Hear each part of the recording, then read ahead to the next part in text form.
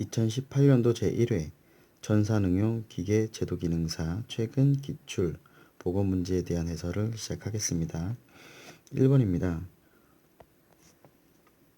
고속도강의 표준형인 18대 4대 1형에서 텅스텐 함유량을 묻는 문제입니다. 텅스텐은 W를 기호로 쓰고요. 18대 4대 1 표준형인데 텅스텐, 크롬, 바나듐의 비율입니다. 그래서 텅스텐은 18%. 정답은 3번입니다. 2번은 열처리에 대한 문제입니다. 열처리에서 기본 4단계 열처리가 있는데요. 1단계 담금질입니다. 재질을 강하게 만들기 위해서 사용하고요. 여기서 정답입니다. 담금질을 한 다음에는 반드시 뜨임 처리를 해야 됩니다. 내부 응력을 제거해 주기 위해서입니다. 재료를 담금질해서 강해졌는데 내부 응력 제거하면서 약간 풀었는데 너무 강해서 다시 연하게 하기 위해서 풀림 처리를 해줍니다. 그런데 너무 풀어졌는지 재질을 표준화 조직으로 돌리기 위해서 불림 처리를 합니다. 이러한 순서대로의 4단계 열처리 과정이 우리가 기본 열처리 4단계라고 불리는 것입니다. 3번입니다.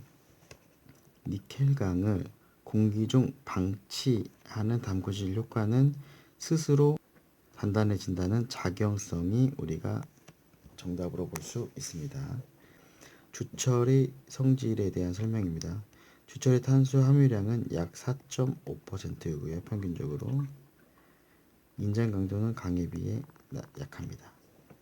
소성 변형은 탄소량이 많아서 잘 되지 않고요. 단, 주철이란 주조용철로서 주철성이 우수한 특징을 갖습니다. 5번입니다. 후크의 법칙은 시그마는 이 입실론으로 대표되는 식인데요. 여기서 늘어난 길이는 우리가 람다라고 합니다. 일반적인 식의 공식은 람다는 A2분의 PL인데 여기서 P 인장하중을 W로 줬으니 여기서의 공식은 A2분의 WL. 이래서 정답은 1번으로 볼 수 있습니다. 6번입니다.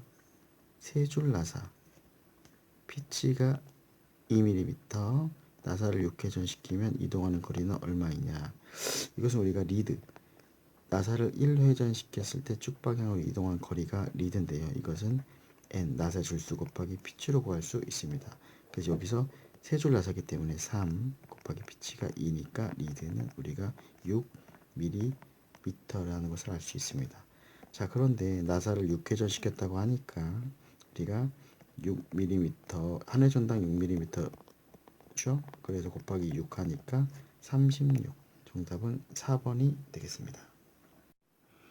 7번입니다.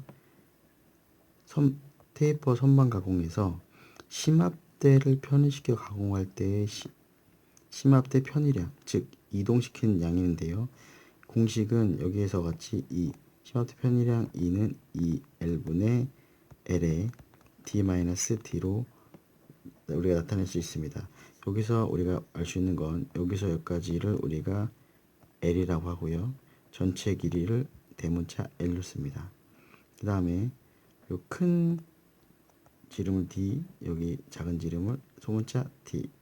그러면 공식을 대입해 보면 2 곱하기 2L이 500에서 300을 빼면 200입니다. 거기서 심압대로 가공하지 않는 부분도 합한 500에다가 전체 길이 여기가 44에서 우리가 40을 빼줍니다. 그러면 400분의 여기서 4니까 2000이 되겠습니다.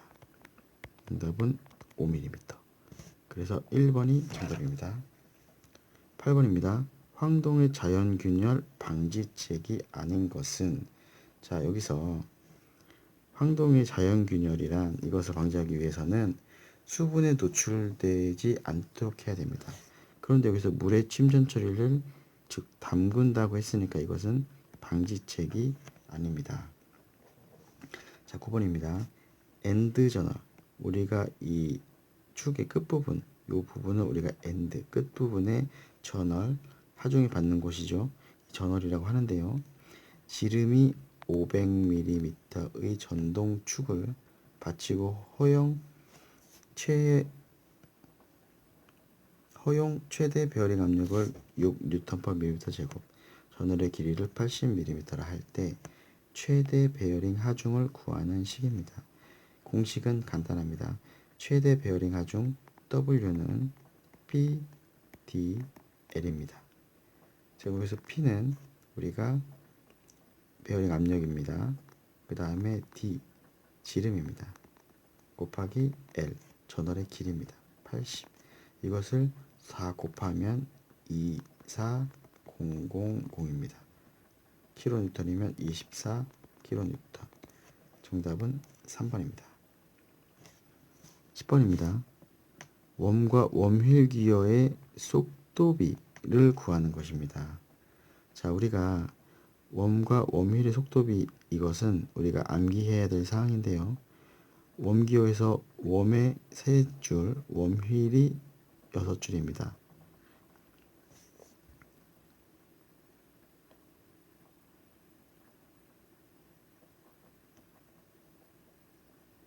웜은 아래에서 회전하는 부분이고요.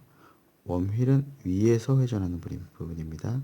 자, 그래서 얘는 우리가 여기서 받으시피 웜의 회전 각속도 대 웜휠의 회전 각속도는 웜휠의 일수와 웜의 줄수. 그래서 웜휠의 일수가 여기 있고 웜의 줄수가 여기 있기 때문에 60분의 3은 20분의 1. 정답은 2번입니다. 암기하고 있으면 간단히 구할 수가 있습니다. 자, 11번. 우리가 축의 종류에 대한 문제입니다. 자, 여기서 비틀림 모멘트 T, 즉 빨래를 짜듯이 이 비틀림 모멘트를 받는 회전축으로 치수가 정밀하고 변형량이 작아서 공작기계 주축에 사용하는 축은 회전을 한다 그래서 스핀들이라고 불립니다. 정답은 2번입니다. 12번입니다. 키의 종류에 대한 문제인데요. 일반적으로 가장 널리 쓰이는 것은 우리가 묻힘키입니다. 썬크키라고도 합니다. 13번입니다. 나사의 종류에 대한 문제인데요.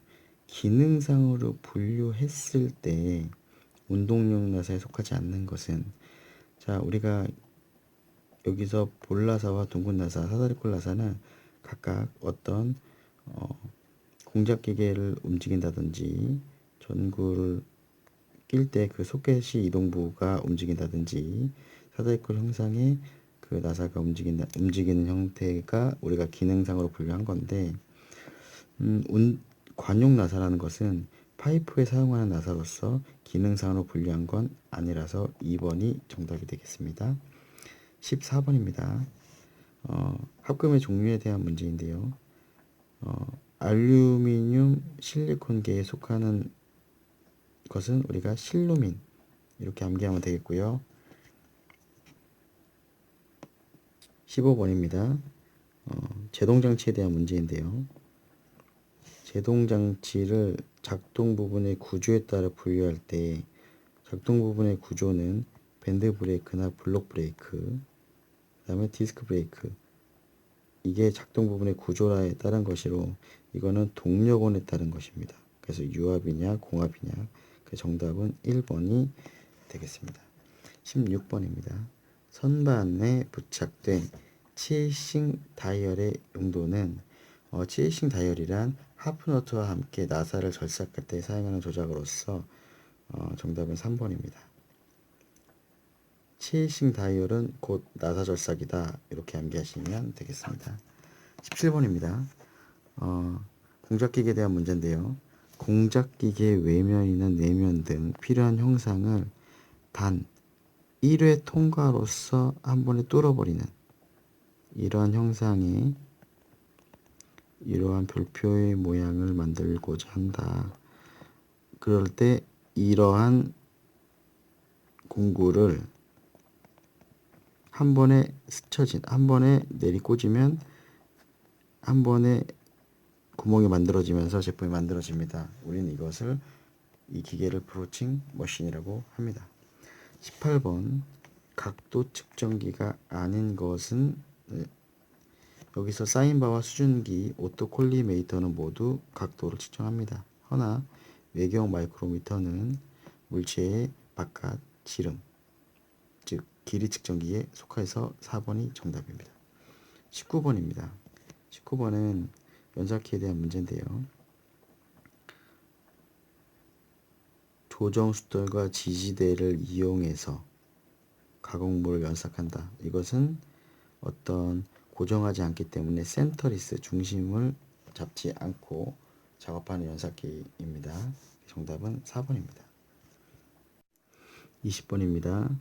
연삭 가공에서 결합제의 기호로서 틀린 것은, 자 여기서 비트리파이트는 V, 그 다음에 금속 결합제는 M, 셀락은 E, 그러나 레지노이드는 B를 사용합니다. R은 러버로서 고무죠. 그래서 4번이 정답입니다. 자, 21번입니다.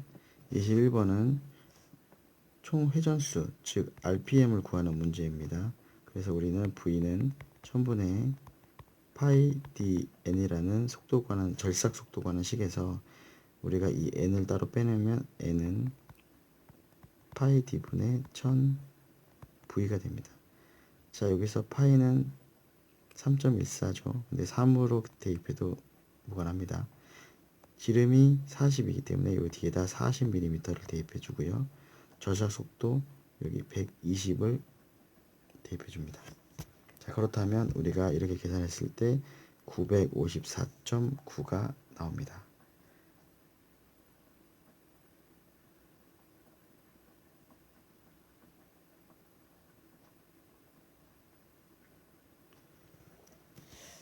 자, RPM이란 분당 회전수기 때문에 2분 동안이면 곱하기 2를 해줘야 됩니다. 그래서 954.9에다가 2를 곱하면 1910 RPM이 됩니다. 정답은 4번입니다. 22번입니다. 드릴의 구조인데요. 우리가 드릴이 가공할 때 가공물과 접촉에 대한 마찰을 줄이기 위해서 절삭면에는 날의 여유각을 두게 됩니다. 그래서 정답은 4번입니다. 23번입니다. 정반 위의 테이퍼를 측정하는 방법인데요. 우리가 자 여기서 중심과 중심 간 거리가 우리가 h로서 30이 나왔습니다. 자 그러면 요 h는 d-d입니다. 그래서 h가 30에 요 전체 큰 길이가 d, 요게 d죠. 그래서 74에서 61을 빼면 우리가 30에서 12가 남습니다. 그러면 이게 2.5대 1. 정답은 2번입니다. 자, 24번입니다. 우리가 이제 단식 분할법에서 크랭크의 회전수를 구하는 공식이 많이 사용이 되는데요. 그것은 암기할 사항으로서 n은 n분의 우리가 40으로 나누게 됩니다. 그래서 이 n은 원주를 몇 등분할 것이냐로 우리가 대입하는데요. 10등분 해줄 거기 때문에 4회전이 되겠습니다. 정답은 1번입니다. 25번입니다. 절삭유, 절삭유제 같은 말입니다. 절삭유의 사용 목적으로 틀린 것은, 우리가 절삭유는 절삭할 때 공구에서 발생되는 열을 식히기 위해서 우리가 주로 사용을 하는데 그로 인해서 공구 수명도 연장되고 절삭 저항이 감소됩니다. 그래서 또한 절삭된 칩이 없어지기 때문에 일감의 다듬질만이 좋아집니다.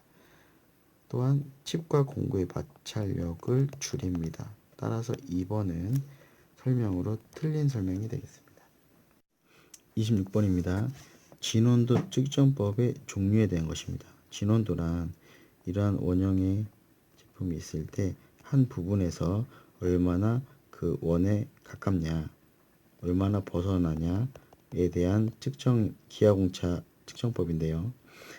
기하공차 측정법에는 우리가 삼전법, 그 다음에 직경법, 즉 지름법, 반경법, 반지름법 이렇게 세 가지가 주로 사용되고요. 수평법이란 없습니다. 그래서 정답은 2번입니다.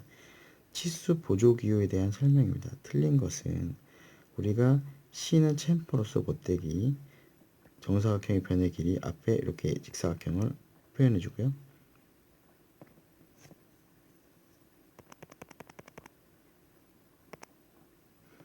27번입니다. 27번은 치수 보조 기호에 대한 문제입니다. C는 챔퍼로서 못되기를 나타내는 거고요. 판의 두께는 T입니다. thickness. 그래서 T를 사용합니다. 그래서 정답은 2번입니다. 28번입니다.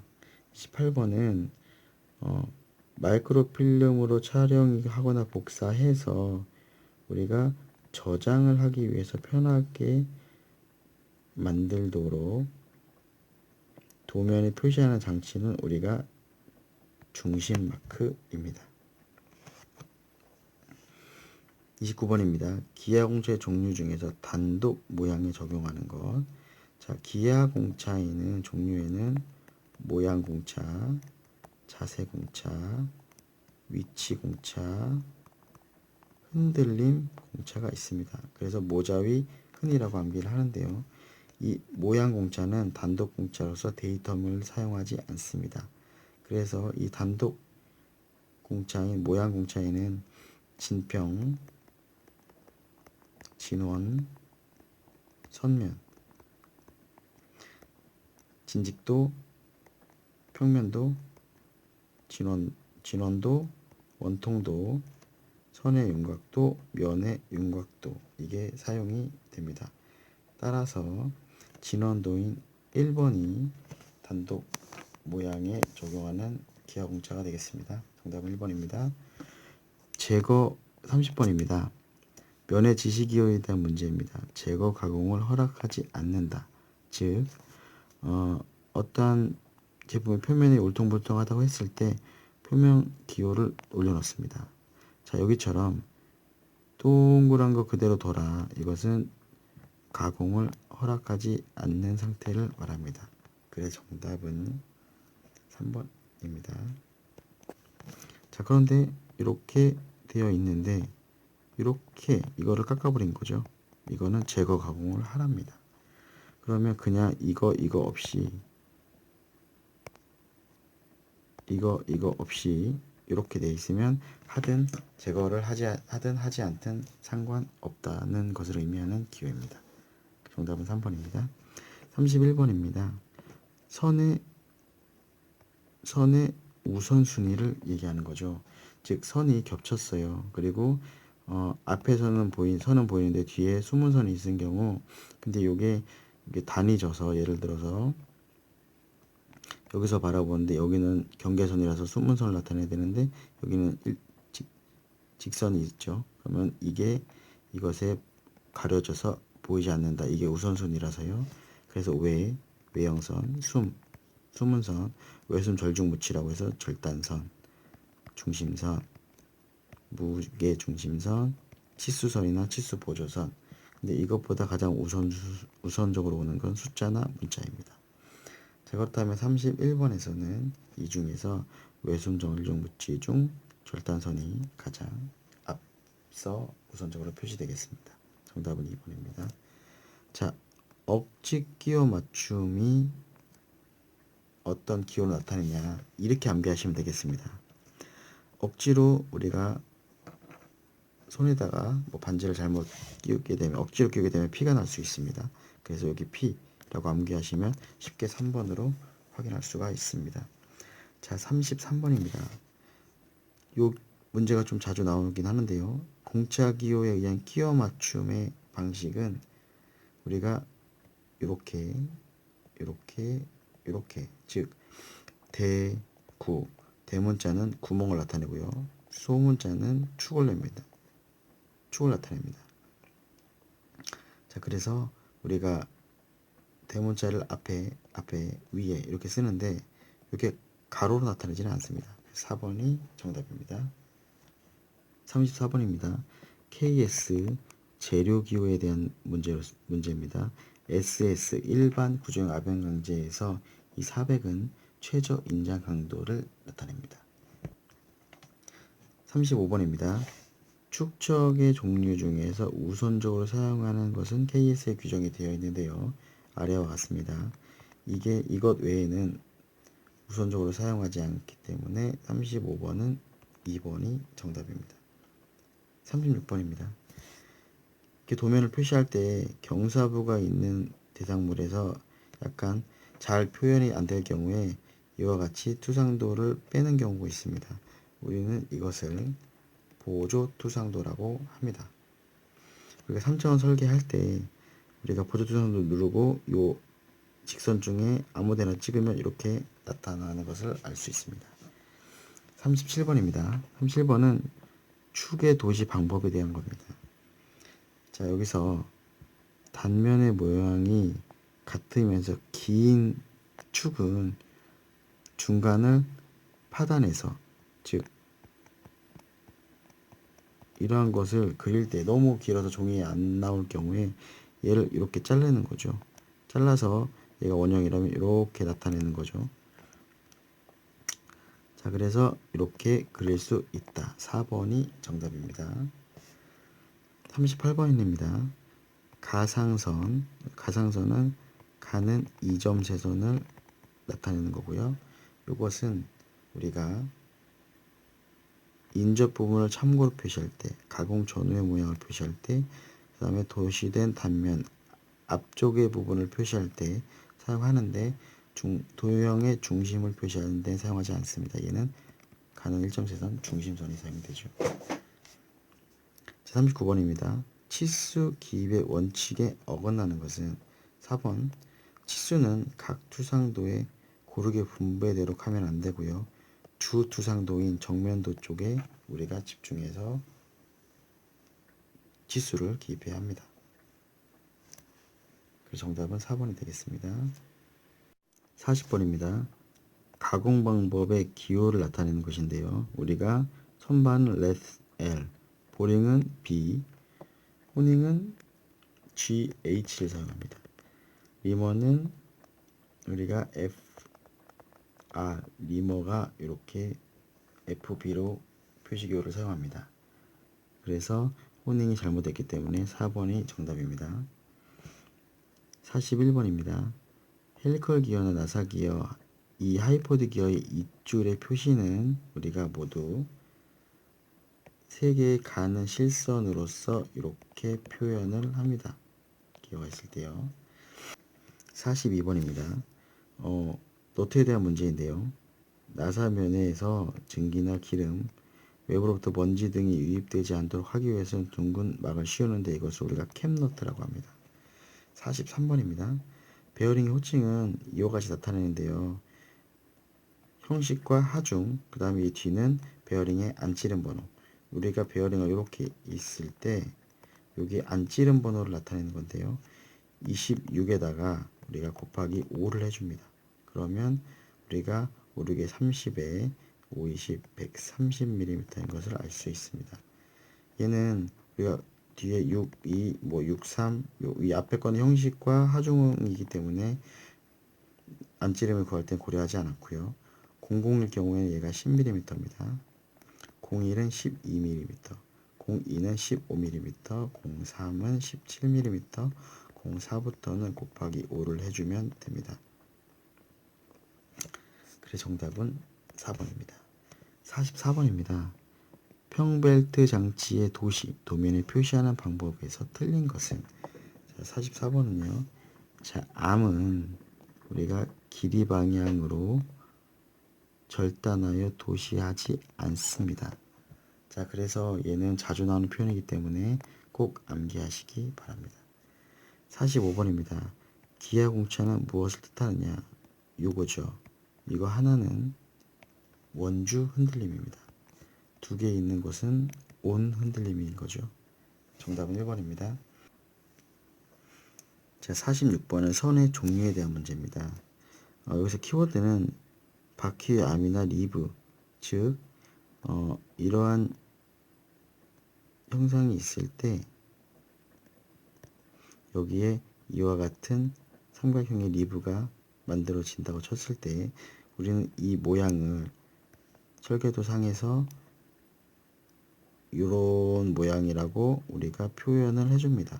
이럴 때 이 선은 가는 실선을 사용합니다. 그 정답은 1번입니다. 17번입니다. V벨트 형별 중 단면 폭의 치수가 가장 큰 것.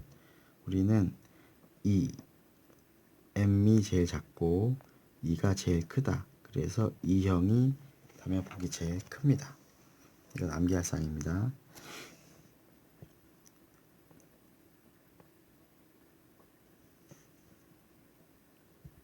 다른 암기법으로는 A 작다 이런 식으로 암기하시면 좀 더 쉽게 이해하실 수 있을 것입니다.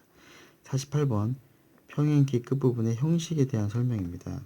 자, 여기서 양쪽 네모형은 우리가 S가 아니라 B를 사용합니다. 얘는 KS를 확인해야 되는 상황이라서 얘는 그냥 암기하셔야 할 것 같습니다. 49번입니다. 전체의 이높이를 나타내는 건데요. 스퍼기어. 우리가 기어는 이렇게 선을 3개 그을 수 있습니다. 입부리원은 가는 실선, 피치원은 가는 1.쇠선, 이끄도는 굵은 실선으로 이렇게 나타냅니다. 그런데 중심선과 입부리원의 사이는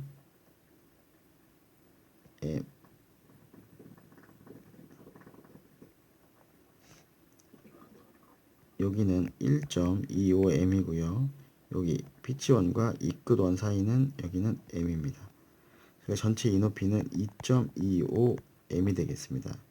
자, 그렇기 때문에 우리는 모듈만 구해주면 되는데 모듈은 여기 4입니다. 그래서 4를 2.25에 곱해주면 4, 5, 20, 4, 2, 8, 90 그러면 우리는 9인 것을 알 수 있습니다. 그래서 49번의 정답은 3번입니다. 자, 50번 평벨트 풀리. 평벨트가 걸리는 그 풀리의 도시 방법. 도면의 표시 방법으로 틀린 것은 자, 얘는 표현이 자주 나오는 거죠. 네, 암은 길이 방향으로 절단을 도시하지 않는다. 거의 자주 나오기 때문에 꼭 암기하셔야 합니다. 51번 스프링 도시의 일반 사항이 아닌 것은 즉 스프링을 도면에 표시할 때는 자, 단서가 없는 한 모두 오른쪽으로 감은 것을 나타내야 합니다. 그래서 4번은 틀린 표현입니다. 52번입니다. 기어의 종류에서 피치원 지름이 무한대인 기어. 이거는 기어의 종류인데 문제로서 렉. 우리가 계속 뻗어 있는 요 부분. 렉과 피니언이 요게 피니언 기어, 요게 렉. 요 일직선인 렉이 무한대 기어로 불립니다. 53번 용접 이음의 문제입니다. 얘는 한 판과 한 판이 서로 겹쳐 있습니다. 겹쳐 있어서 이쪽을 용접했기 때문에 겹치기 이음이라고 불립니다. 54번입니다. 인치계 사다리꼴라사의 나사산 각도는 우리가 29도입니다. 미터계는 30도입니다. 정답은 1번입니다. 자, 55번은 줄무늬 방향기호인데요. 교차 혹은 방향이 없는 경우 우리는 M이라고 기호로 써줍니다. 자, 56번은 정면도와 측면도를 보고 우리가 평면도를 유추하는 문제입니다. 입체 형상을 떠올리면 좀 더 쉽게 할 수 있지만 많이 봐야 우리가 바로 떠올릴 수 있는데 얘는 동일한 패턴이기 때문에 우리가 정답을 2번으로 어렵지 않게 찾을 수 있을 것이라고 생각합니다. 57번입니다. 57번은 관이음의 그림 기호에서 여러 가지 종류가 있는데 이 중에서 플랜지식 이음이 좀 많이 나옵니다. 57번에서 플랜지 이음은 우리가 이렇게 2번으로 확인할 수 있습니다. 얘도 자주 나오는데 얘는 캡 연결이라는 표시입니다. 58번입니다. 데이터의 최소 단위 우리 이거 초등학교 때부터 하는 거죠. 비트입니다. 비트 바이트.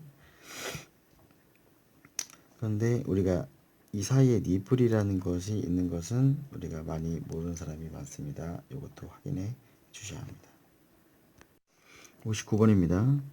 와이어프레임 모델링의 특징 모델링으로 알맞은 것을 구하는 문제입니다. 자, 와이어프레임 모델링은 가장 가벼운 모델링으로서 와이어, 즉 선으로만 나타냅니다. 따라서 선으로만 만들어지기 때문에 단면도는 작성이 불가능합니다. 은선 제거는 불가능하고요. 처리 속도는 엄청 빨라요. 선으로만 이용돼서 물리적 계산은 불가능합니다. 60번입니다. 출력 장치로 알맞는 것은? 자, 플로터, 프린터, 하드카피도 마찬가지로 출력의 일종인데요. 디지타이저는 우리가 입력 장치에 속합니다. 그 정답은 1번입니다. 이상으로 마치겠습니다.